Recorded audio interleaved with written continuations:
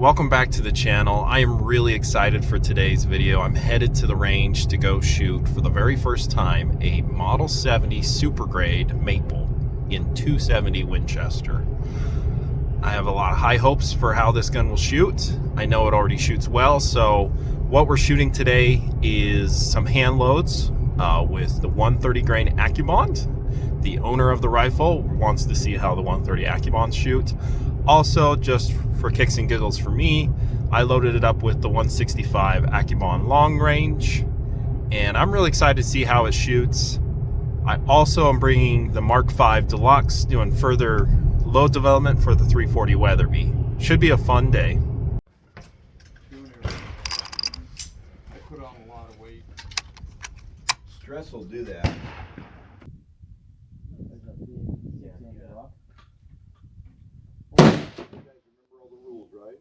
Yes, sir. Oh.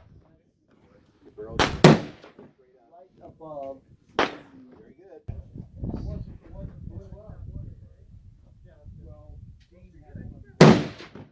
My face. High and left. Yep.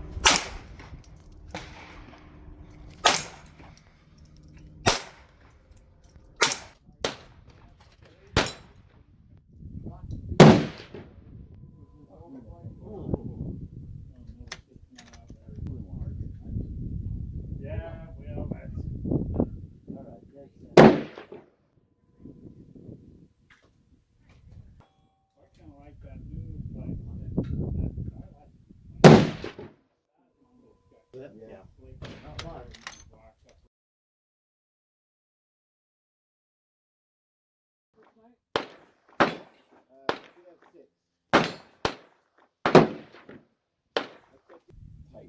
Yeah, it's far spread from the one match we had where. Yeah. How many people had that time? 16. I was about to shoot that third shot for the 270 Winchester. They're literally putting in the same hole the first two. We'll see what happens for the third, but they called it cold, so I'm going to go down and show you the group so far. Yeah, so far I'm really happy with the Model 70 so far, and I'm crossing my fingers this third shot's going to work out. Okay, first group ever with IMR 4350 130 grain Accubond. That's right at an inch. And then there's the two touching. Let's hope I can put that third one in there. Okay, let's not screw this up. First two in the same hole. I'm not gonna go until it benefits me. What's it called? Bolo? With the Model 70, I will push it in the magazine first. There.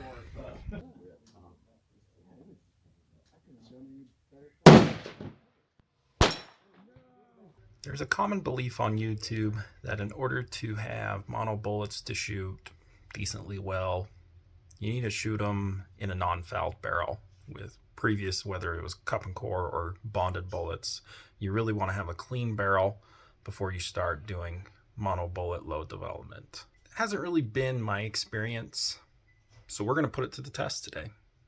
As you know, we just shot the 250 grain Accubond in the 340 Weatherby. Didn't shoot particularly well. Let's try the TTSX now. 340 Weatherby 225.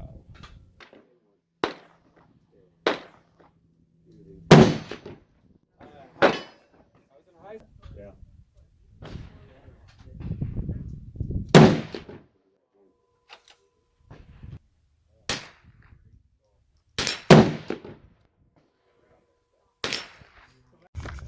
All right.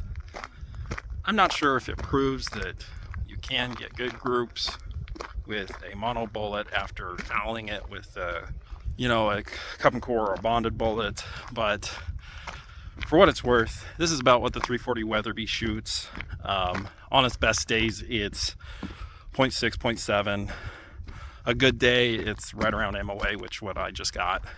I'm actually pretty satisfied with how it shot the 225 TTSX. Let me show you.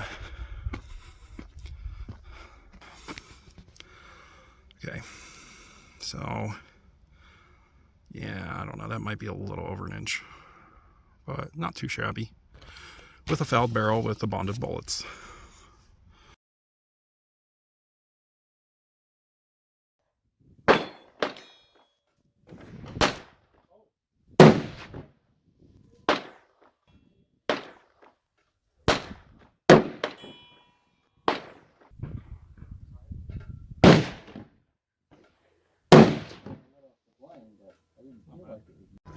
High and left. Yep.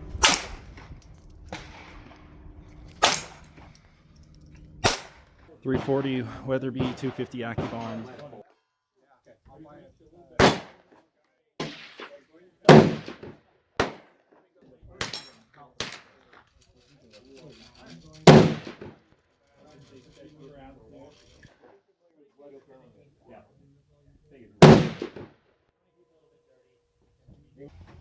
Good morning, sir. Morning. 165 ABLR.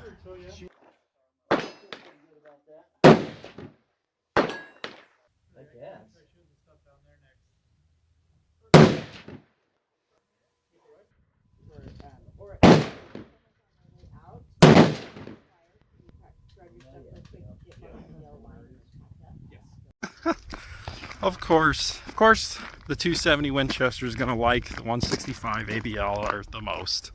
The one that's not even supposed to stabilize. Just funny.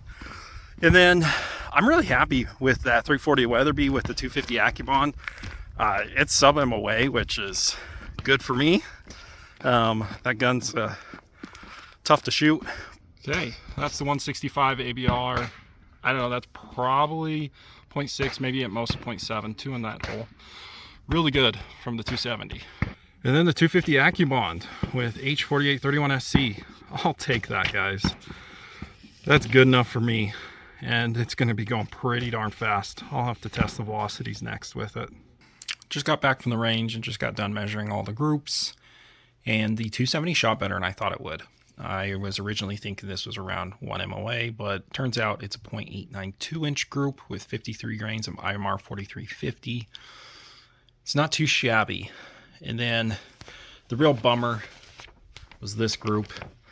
First two touching, and that one's like a 2-inch flyer, or 1.5 inch rough. We did bump it up one more grain, and I got the best group with the 130 Accubond. This is right below a 0.8 inch group with 55 grains of IMR 4350. So might mess around more with this one, see if we can get that to tighten up, whether it's seating depth or just maybe a little less or a little more powder. But it's showing a lot of promise. And of course, why am I not surprised? The best group out of the Model 70 with the 165 ABLR. This is a half MOA group, so those two are touching, and then that one. This has just been my experience, guys, with every 270 Winchester I've tried with the 165 ABLR. This is now the 4th rifle that has shot half MOA with this bullet. My experience, you get the bullet close to the lands, and it will shoot. Now let's get to the 340 Weatherby. It had a pretty decent day as well. First two were really close together, like 1/2 inch apart. And we got that third shot. Woof, that's bad. Not good at all. Then I switched to the 225 TTSX without cleaning the barrel. And yeah, this group isn't anything amazing, but considering the rifle I'm shooting, the skinny barrel, yeah, that's pretty good. So it's right at 1 MOA, just a little hair under 1.027 inch group. You remember those first two were touching, and then we got this third one. But I don't know, guys. It's been my experience.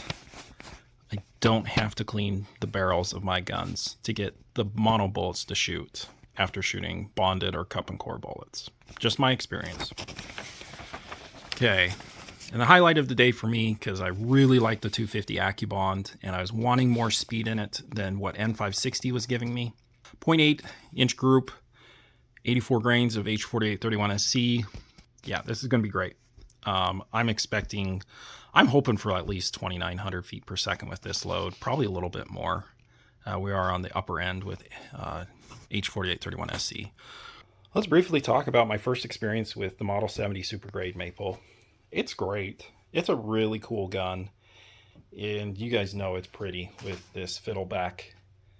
I gotta say, this gun was making my Mark V Deluxe jealous. I had probably 3 people come up to me and ask me about this gun, what kind of wood it was, because it was just so unique and beautiful. Meanwhile, my Mark V Deluxe was right next to it. Yeah. Personally, I prefer a very pretty walnut, but man, this is just a unique look, and I understand why people really gravitate towards it. Someday I might have to get one. Overall, the action is just so nice. The trigger is great. The owner of the trigger did upgrade the spring, so it's a little bit lighter. Really nice trigger, and it shot most groups sub MOA today. So I can't complain about this gun. It's pretty and fairly accurate.